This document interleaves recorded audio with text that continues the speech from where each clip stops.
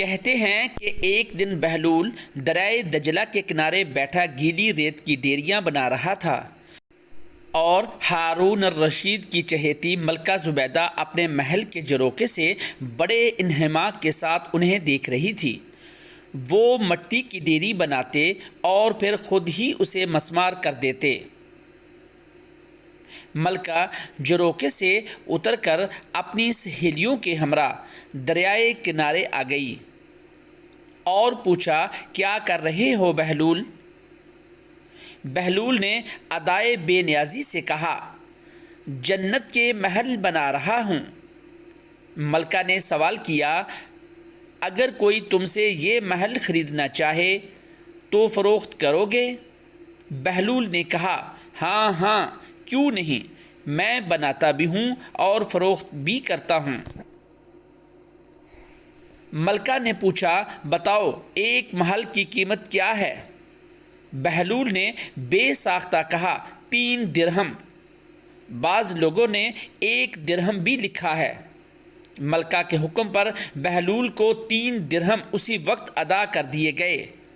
یہ واقعہ ملکہ نے اپنے شوہر خلیفہ ہارون الرشید کو بتایا، جسے خلیفہ نے مذاق میں ٹال دیا۔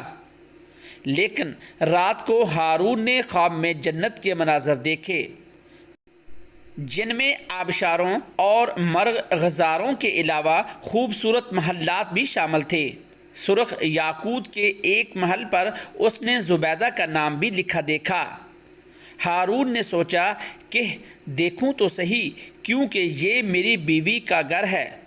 وہ محل میں داخل ہونے کے لیے جیسے ہی دروازے پر پہنچا، دربان نے اسے روک لیا۔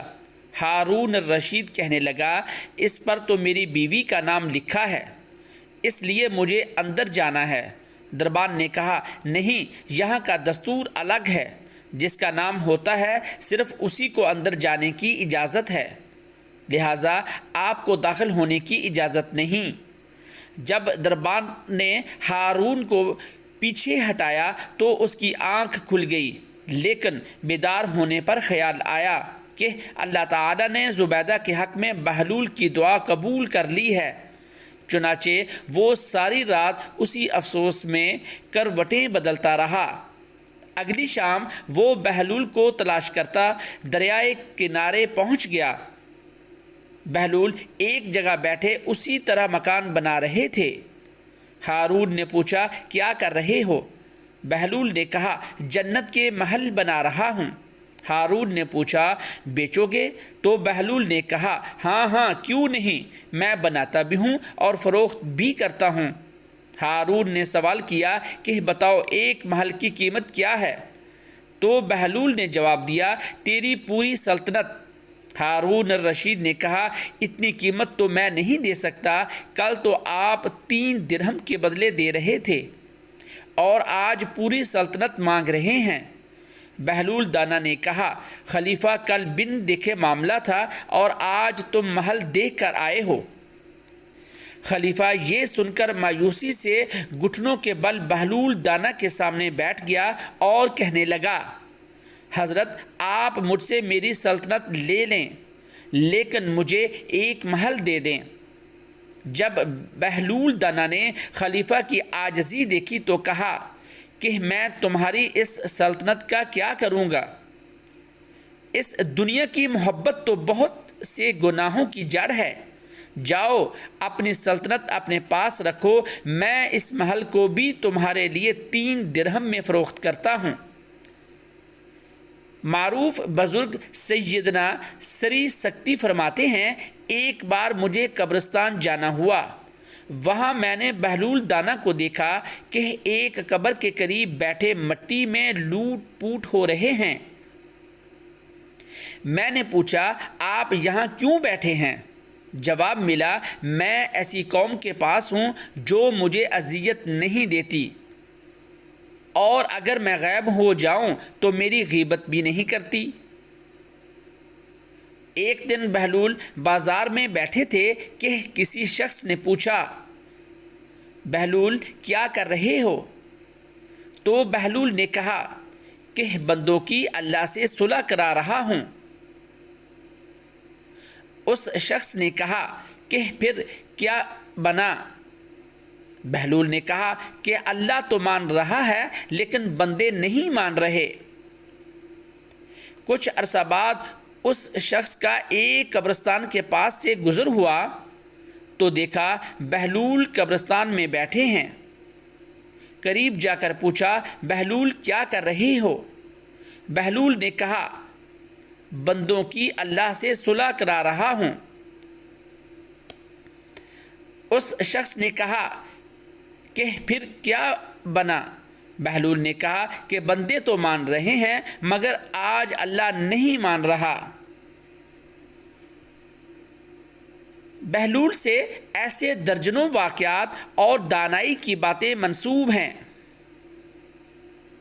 کچھ لوگ اسے کتابی باتیں کہتے ہیں اور بعض اسے روحانیت کی معراج مانتے ہیں، لیکن یہ طے ہے کہ جو بہلول دانا کہہ گئے وہ پتھر پر لکیر ہے۔ بہلول کا نام تو آپ نے ضرور سنا ہوگا، جنہیں بہلول دانا بھی کہا جاتا ہے۔ آپ 5ویں عباسی خلیفہ ہارون الرشید کے دور مارچ 766 سے مارچ 809 میں ایک فلاسفر، ولی کامل اور تارک الدنیا درویش کے طور پر پہچانے جاتے تھے۔ ان کا کوئی گھر یا ٹھکانہ نہیں تھا، شہر میں ننگے پاؤں پھرتے اور جس جگہ تک جاتے وہیں ڈیرا ڈال لیتے۔ بعض لوگوں نے انہیں مجذوب بھی لکھا ہے، کیونکہ وہ عشق الہی میں گم اور ارد گرد کے ماحول سے بے خبر ہوتے تھے۔ بہت کم لوگوں کی طرف التفات کرتے، لیکن جب کبھی عوام الناس کی طرف منہ کرتے تو حکمت دانائی کی بہت ہی عجیب و غریب باتیں کرتے۔ کوفہ میں پیدا ہونے والے بہلول کا اصل نام وہب بن عمرو اور تعلق عرب قبیلے بنو امان سے تھا۔ ان کے والد چھٹے امام جعفر الصادق کے شاگرد تھے، لیکن کچھ وقت 7ویں امام موسیٰ کاظم کی صحبت میں بھی گزارا۔ بہلول کا شمار بھی امام موسیٰ کاظم کے پیروکاروں میں ہوتا تھا۔ جب خلیفہ ہارون الرشید نے امام موسیٰ کاظم کو قید کرنے کے بعد ان کے تابعین کے خلاف کارروائیاں شروع کیں تو وہب اور کچھ دوسرے لوگوں نے امام سے قید خانے میں ملاقات کر کے آئندہ لاہ عمل کے لیے ہدایات مانگیں۔ امام علی مقام نے جواب میں صرف ایک لفظ جیم لکھ کر اپنے عقیدت مندوں کے حوالے کر دیا۔ ہر شخص نے جیم کو اپنے اپنے انداز میں لیا۔ کچھ نے اسے جلاوطن سمجھا اور بعض نے اس کے معنی جبل یعنی پہاڑوں میں روح پوشی لیا، لیکن وہب نے اسے جنون یعنی مجنونیت میں تبدیل کر دیا۔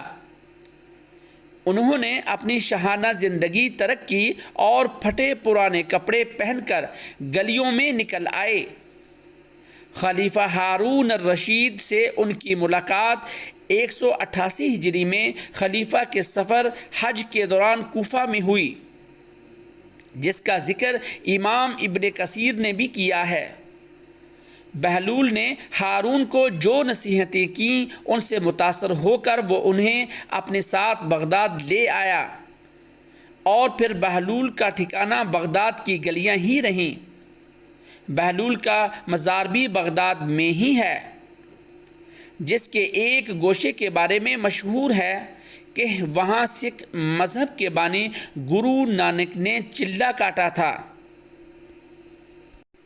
آپ سب کو آخر میں درود شریف ضرور پڑھنا چاہیے۔